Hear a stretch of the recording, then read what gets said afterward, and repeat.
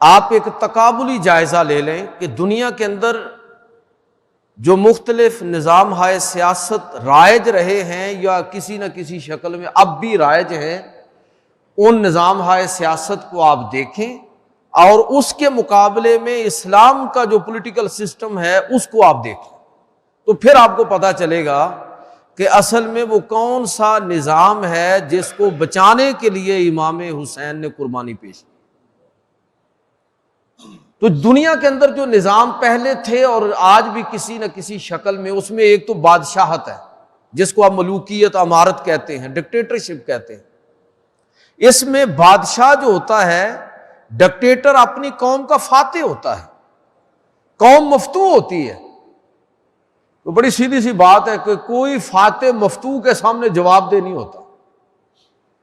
یہ ایسا نظام بادشاہت کا کہ جس میں بادشاہ کسی کے سامنے جواب دہ نہیں ہے، نہ خدا کے سامنے، نہ خدا کی مخلوق کے سامنے، اور نہ ہی اس نظام کے سامنے۔ دوسرا بڑا نظام جس سے آپ لوگ واقف ہیں وہ نظام حکومت جس کو آپ پاپائیت کہتے ہیں۔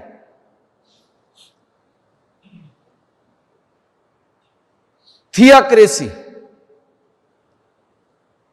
امامت کا لفظ بھی اسی نظام حکومت کے لیے بولا جاتا ہے، جس کا مین تھیم یہ ہے کہ یہ وہ نظام حکومت ہے جو مذہب کے نام پر کھڑا کیا جاتا ہے، اور مذہب کا رہنما ہمیشہ مذہب کو، یعنی ریاست کا رہنما مذہب کو اپنے مقاصد کے لیے استعمال کرتا ہے۔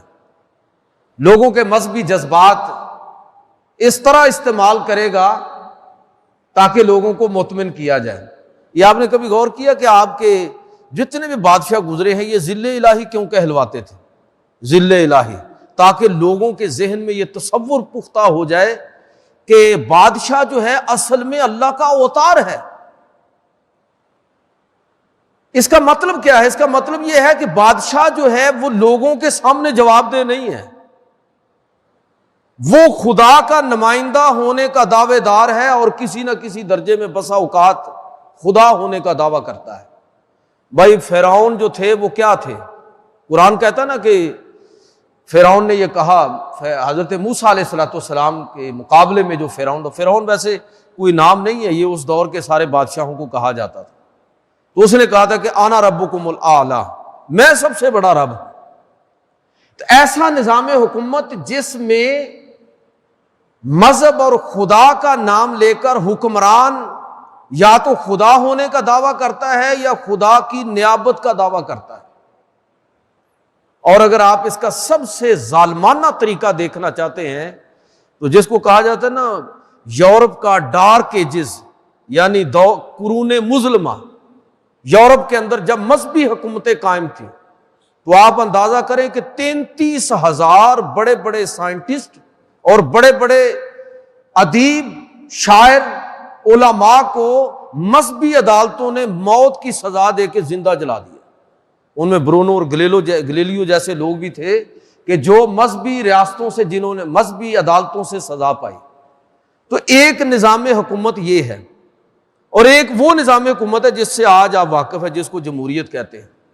By the people and for the people کا تصور کہ اقتدار اعلیٰ عوام کے ذریعے عوام کا اقتدار اعلیٰ، اگرچہ اس میں اقلیت کی ڈکٹیٹرشپ ہوتی ہے، اور اگر اس نظام پر کوئی تفصیلی تبصرہ اس وقت مقصود نہیں ہے، اقبال کا یہ شعر کافی ہوگا کہ یہ وہ طرز حکومت ہے، جمہوریت وہ طرز حکومت ہے جس میں بندوں کو گنا کرتے ہیں، تولا نہیں کرتے۔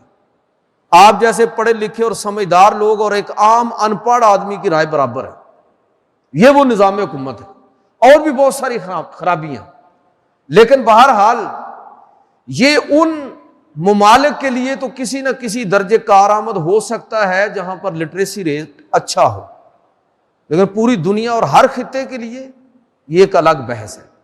تو یہ وہ نظام ہائے حکومت ہیں، یعنی بادشاہت، جسے ملوکیت یا امارت آپ کہہ لیں، ڈکٹیٹرشپ کہہ لیں، پاپائیت اور مذہب کے نام پر قائم ہونے والی حکومتیں، جمہوریت کہ جس میں اقلیت سب پر چھا جاتی ہے، ان تمام نظام ہائے حکومت کے بالمقابل ایک اور نظام ہے جس کو بچانے کے لیے امام حسین رضی اللہ تعالیٰ عنہ نے قربانی دی، اور وہ نظام تھا نظام خلافت۔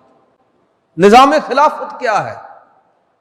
یاد رکھیے کہ نظام خلافت دو قسمیں ہیں خلافت کی۔ ایک خلافت کبریٰ ہے جو صرف پیغمبر کے لیے ہوتی ہے، اور دوسری خلافت صغریٰ ہے جو اب خدا اور رسول کی نیابت کے اندر کوئی شخص کھڑا ہوتا ہے اور اللہ کے لیے اقتدار اعلیٰ کا اعلان کرتا ہے، اور یہ اعلان کرتا ہے کہ لوگوں، میں اللہ اور اللہ کے رسول کے حکم کے مطابق تمہیں لے کر چلوں گا، اگر تم مجھے اس رستے سے ہٹتا ہوا پاؤ تو تم پر میری اطاعت اور فرما برداری لازم نہیں ہے۔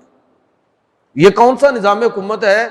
یہ وہ نظام حکومت ہے کہ جس کو آپ خلافت کہتے ہیں، جس میں حکمران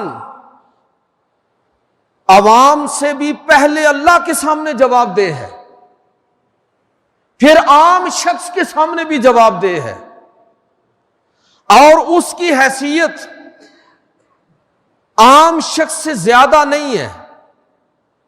امام حسین اصل میں چاہتے کیا تھے؟ یہ چاہتے تھے کہ اس نظام کو بچایا جائے جو نظام ان کے نانا جان نے مدینہ کی ریاست کی صورت میں قائم کیا ہے، جس کو حضرت ابوبکر صدیق، عمر فاروق، عثمان غنی اور علی المرتضیٰ رضی اللہ تعالیٰ عنہ نے اپنی فکر اور اپنے عمل کے ذریعے جس کو مضبوط کیا ہے، اس نظام کو بچایا جائے۔ وہ نظام کہ جس کے اندر خلیفہ یہ دعویٰ نہیں کر سکتا کہ وہ خدا کا نمائندہ ہے، نہ یہ کر سکتا ہے کہ وہ خدا ہے، نہ وہ ذل الہی کہلواتا ہے، بلکہ اس کی تو یہ بھی جرت نہیں ہے۔ یہ حضرت ابوبکر صدیق رضی اللہ تعالیٰ عنہ جب خلیفہ بنے تو لوگوں نے ان کو کہا کہ یا خلیفۃ اللہ، اے اللہ کے خلیفہ۔ تو حضرت ابوبکر صدیق رضی اللہ تعالیٰ عنہ فرمایا کہ خبردار مجھے کوئی اللہ کا خلیفہ نہ کہے، میں اللہ کا خلیفہ نہیں ہوں، وہ محمد تھے رسول اللہ صلی اللہ علیہ وسلم، میں رسول اللہ صلی اللہ علیہ وسلم کا خلیفہ ہوں۔ اور یہ بات بھی ذہن میں رکھیے کہ رسول اللہ صلی اللہ علیہ وسلم کا خلیفہ بھی صرف ایک ہی شخص ہے، اور وہ ابو بکر صدیق رضی اللہ تعالیٰ عنہ ہے۔ ان کے بعد کوئی رسول کا خلیفہ بھی نہیں ہے، اس کے بعد سارے امیر المومنین ہیں، خلیفۃ المسلمین ہیں، خلیفۃ الرسول نہیں ہے۔ یعنی ایسا نظام حکومت کہ جس میں مسلمانوں کا حکمران انہی میں سے ہے اور انہی کی طرح لوگوں کے سامنے اور خدا کے سامنے جواب دہ ہے۔ اقتدار اعلیٰ اللہ کا ہے، اور وہ اللہ کے اور اللہ کے رسول کے حکم کو لوگوں کے اندر خدا اور رسول کی نیابت کرتے ہوئے ان احکام اور ان احکام و مسائل کو نافذ کر رہا ہے۔ یہ وہ نظام جس کے تحفظ کے لیے امام علی مقام امام حسین رضی اللہ تعالیٰ عنہ کھڑے ہوئے۔